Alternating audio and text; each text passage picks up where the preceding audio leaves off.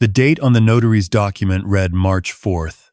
I remember staring at it for a long time, longer than my son expected me to. That morning, I had not drunk my coffee at home. That small thing, that one unremarkable decision is the reason I still own my house today. But let me start from where this really began. My name is Raymond. I'm 64 years old. I spent 31 years as a structural engineer before I retired. And for most of those years, I built things that were meant to last. Bridges, overpasses, foundations that would still be standing long after I was gone. I was good at reading what was solid and what was weak, what would hold and what would eventually crack under pressure. I thought I could read people the same way. I was wrong about the two people living under my roof. My wife, Carol, passed away 4 years ago. Breast cancer, stage 4, swift and merciless. We had 37 years together, and when she left, she took a version of me with her that I haven't fully recovered. Our son, Marcus, was 31 at the time. He and his wife Diane moved in with me about 8 months after Carol died. They said it was because they were worried about me being alone. They said the house was too big for one person. They said family takes care of family. I believed them, because I wanted to believe them. The house is in Asheville, North Carolina. Carol and I bought it in 1998, a 4-bedroom craftsman on a half-acre with a covered porch that overlooks the ridge. When we bought it, the neighbors said we overpaid. Last year, a realtor told me it was worth $940,000. I think about that number now, and I understand everything that happened with a cold, clear clarity I did not have before. Where are you watching from, by the way? I always like to know who's listening when I tell this story, because I need you to understand I am not a foolish man. I am not the kind of man who misses things. And yet I missed this for almost a year. It started small. That's how it always starts. About 6 months after Marcus and Diane moved in, I began waking up feeling heavy. Not tired exactly, more like wading through something thick. My thoughts moved slower than they used to. I'd walk into a room and forget why I'd gone there. I'd lose track of conversations mid-sentence. Marcus started gently pointing these things out. Dad, you already told me that story. Dad, you said you'd call the plumber and it's been 3 weeks.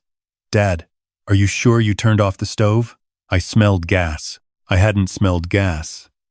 But I started to wonder if I had. Diane suggested I see a doctor. She had already researched a specialist, she said. A geriatric neurologist, the kind who does cognitive assessments. She drove me to the appointment herself. She sat in on the evaluation. She filled out the intake form because, she said, I'd probably forget some details. The doctor, a man named Dr. Peterson, very professional, very serious, told me my scores showed early markers for mild cognitive impairment. He prescribed a medication called something I can barely pronounce. Told me to take it every morning with breakfast. He said early intervention was key. He said I was lucky my family had caught it when they did. I drove home believing I was losing my mind. Marcus was gentle about it, almost too gentle. He started handling the bills. He said it was less stress for me. He took over managing the yard service account, then the insurance renewals, then the auto pay for utilities. He said he was doing me a favor. Diane started making my morning coffee herself, leaving it on the kitchen counter before I woke up. She said I needed consistency. She said routine helped people with my condition. I took the pills every morning. I drank the coffee, and every day I felt a little further away from the man I used to be. My friend Earl Hutchins had known me since 1987.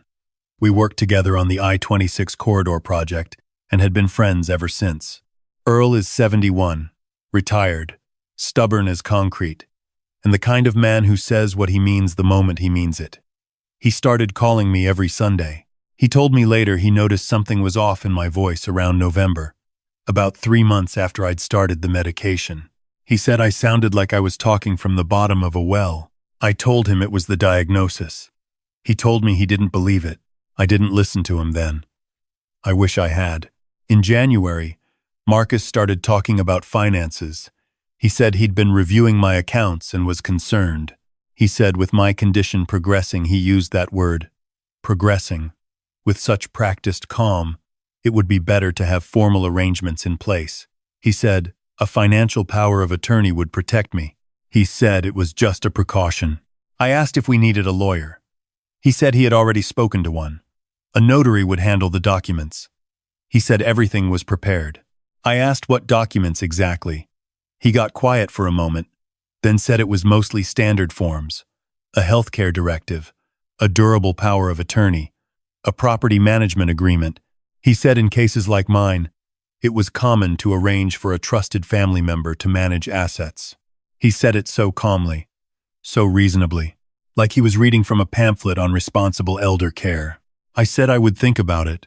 That night, I lay in bed and tried to think clearly, and I couldn't.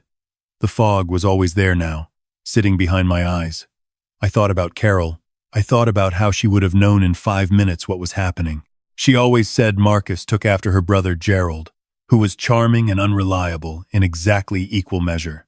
I had defended Marcus to her more times than I could count. I told myself I was being paranoid, that my condition was making me suspicious of people who were only trying to help. I took my pill the next morning. The appointment at the notary's office was set for March 4th. The night before, Earl called me.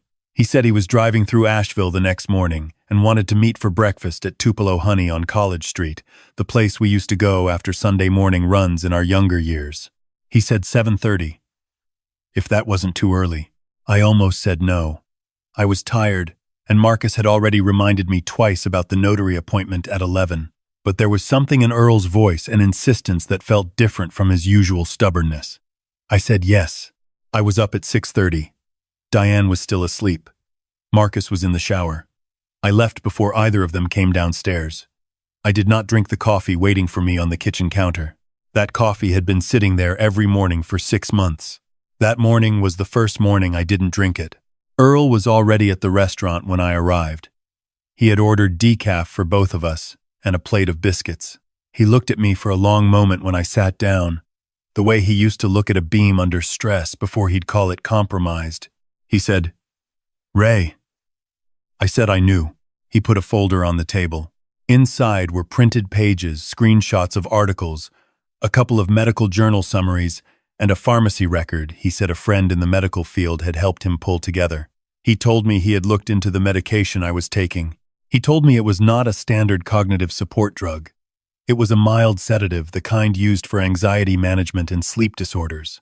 Not prescribed for early-stage cognitive impairment. Not appropriate for someone my age taken daily without close monitoring. He said, given the dosage I'd described to him over the phone, it would absolutely cause the symptoms I'd been experiencing. The fog, the slowness, the memory gaps. He said, "Someone gave this to you on purpose." I sat with that for a long time. I thought about Dr. Peterson. I thought about Diane filling out the intake form. I thought about the fact that I had never held the pill bottle myself. It was always on the counter next to the coffee, already taken out of the bottle and placed on a small dish. I thought about Marcus using the word progressing. I thought about the notary appointment in 4 hours. Have you ever had a moment where everything you thought was solid just shifts? Where the foundation you built your understanding on turns out to be 3 inches of concrete over empty air? I had built bridges for 31 years. I knew what it felt like when the math didn't add up. That morning at Tupelo Honey, the math didn't add up. I asked Earl to come with me. He said he had been waiting for me to ask. We arrived at the notary's office on Marymount Avenue at 10:55. Marcus and Diane were already in the parking lot. Marcus was wearing his good jacket, the navy one he wore to Carol's funeral. Diane had a leather portfolio under her arm. When they saw me get out of Earl's truck instead of arriving alone, something moved across Marcus's face, not quite panic, but the early warning of it. He said, "Dad, who's this?" I said, "You know Earl." Diane said, "We didn't know you were bringing anyone." She smiled when she said it. The smile was very controlled. I said I thought it would be good to have a friend present. I said Earl used to handle real estate contracts in his consulting work, and I valued his perspective. Marcus said the appointment was really just a formality. He said it would be quick. He said there was no need to complicate things. I said I agreed. I said it would be quick. Inside, the notary was a woman in her mid-50s named Sandra Doyle. She had reading glasses on a chain and the kind of efficient, no-nonsense manner that comes from 20 years of watching people sign things they don't fully understand. She laid out 4 documents on the desk in front of me. I asked her to read each one aloud, slowly, before I signed anything. Marcus said that wasn't necessary. He said I had seen the documents. I said I had not seen the documents. I said I would like them read aloud. Sandra Doyle looked at Marcus. She looked at me. She picked up the first document and began to read. The healthcare directive was standard. I had no objection. The durable power of attorney was not standard. It was not the limited, conditional version Marcus had described on the phone. It was full and immediate effective upon signing, not upon incapacitation. It gave Marcus complete authority over every financial decision I could make, every account, every asset, every contract. I asked Sandra Doyle if that was typical. She paused. She said it depended on the situation. I asked her to continue. The property management agreement was the 3rd document. When she read it, the room went very quiet. It was not a management agreement. It was a deed transfer, structured to look like a property management arrangement in the title and preamble, but in the operative clauses, the ones buried on page 3, it transferred primary ownership of the Asheville property to Marcus Elliott Cole, effective 30 days from signing, with a nominal lease arrangement allowing me to remain as a tenant at the discretion of the new owner. At the discretion of the new owner. That phrase, I keep coming back to it. Earl put his hand on my arm. Marcus started talking. He said the language was standard for this type of arrangement. He said the lawyer had drafted it exactly as requested.